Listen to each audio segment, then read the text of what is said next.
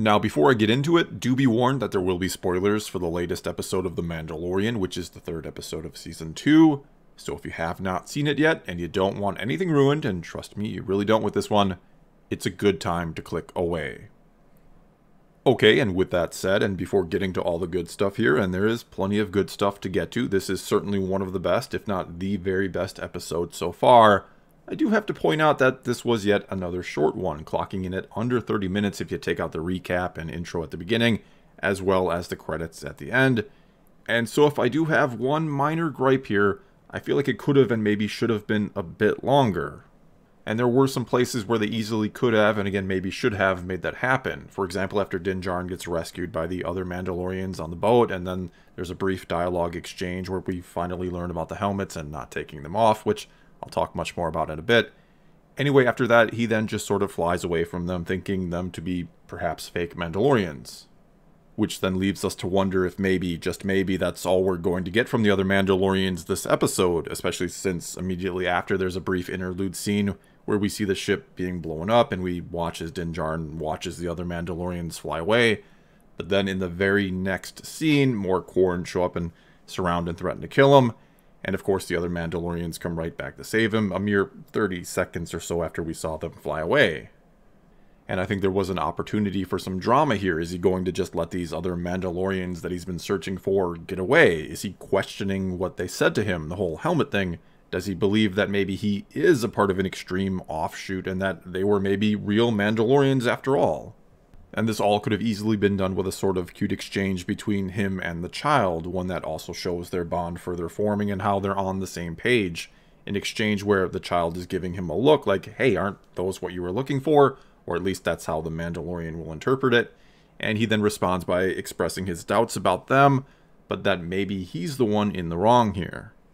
You know, just a little something, a very brief exchange to give us a nice character moment, which I feel this season has been lacking thus far, as well as a clue as to what's going on in the head behind the helmet after meeting other Mandalorians who have a different way, and to also build some tension as to whether or not the others will be gone or not.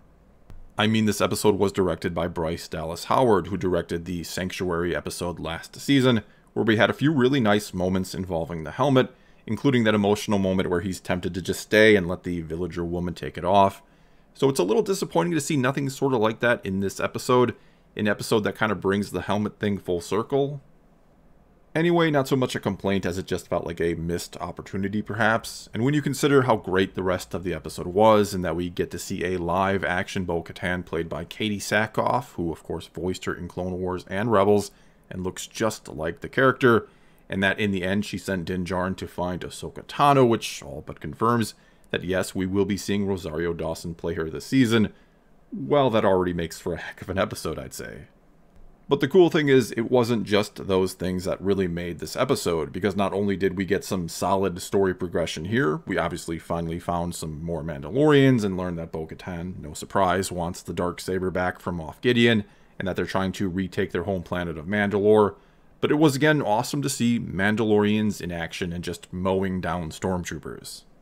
In other words, there's just a lot to love and enjoy here, even if you're unfamiliar with some of these returning characters, which is a complaint I already saw some making, but is one I very much disagree with, which is that if you're unfamiliar with Clone Wars and Rebels, which I'm sure a lot of people watching are, you're not going to understand this episode, or that you're missing something, and that they shouldn't rely on or assume all viewers are going to know who someone like Bo-Katan is. But the thing is, they don't really rely on that at all. It makes no assumptions and essentially handles her like a brand new character, as I'm sure Ahsoka will be handled when she eventually shows up. Because right in the episode, if you pay attention, we're told all the important basics about who Bo-Katan is and what she's after, while hinting at what she's gone through. And so already having a more in-depth understanding of these things that she has gone through doesn't exactly change the story presented in the episode, especially considering if she's going to be a recurring character, which is very likely, more will be explained about her in time. And sure, knowing it already enhances your enjoyment of the episode, but not knowing it or understanding it, again, doesn't change what happens in the episode or doesn't change your understanding of what happens in the episode. And so it's an argument I don't understand and seems to be predicated on the belief that people who don't keep up with everything are being forgotten or punished somehow, instead of seeing it as those who do keep up with everything being, in a sense, rewarded. And not using a character like Bo-Katan, especially when she fits the story and makes complete sense to show up, would be a waste and a punishment to those more knowledgeable fans.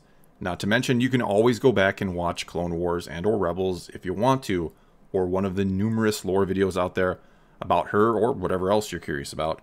Not that you should have to do that, and you don't. Again, we'll learn more about her as the show goes on, I have no doubts about that, but that is always an option as well. Okay, and speaking of lore and all that, we finally have the helmet mystery solved in this episode, and it happened pretty much as expected. We're the first episode of the season where Cobb Vanth takes off his helmet, which causes a reaction by the Mandalorian and makes him realize he's not a real one. Comes back into play here when Bo-Katan and the other two just take off their helmets all willy-nilly, as we've always seen Mandalorians do before, and leads him to believe they're not real Mandalorians. And so the explanation we're given is that the Mandalorian is a child of the Watch, which is an offshoot sect of religious zealots that believe in or want to reestablish the old ways. And my best guess here is that the Watch is actually an offshoot of Death Watch, a sect we see in the Clone Wars animated series that was led by Pre Vizsla, and that Bo-Katan was a part of.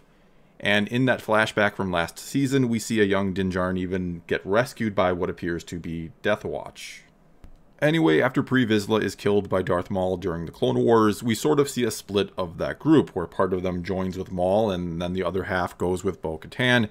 And so I think it's possible others have gone their own way entirely, and become the Watch, and again, they seek to reestablish the old ways. All I know is, mostly from Bo-Katan's tone of voice here, there seems to be a level of discontent between the Watch and the rest of the Mandalorians, or the one she leads anyway. And speaking of all this, of the history of the Mandalorians, I think this episode very much hints at the future direction of the show. And I know some get upset when I suggest this, and I've been saying this since, well, the very beginning of the show, and even before actually.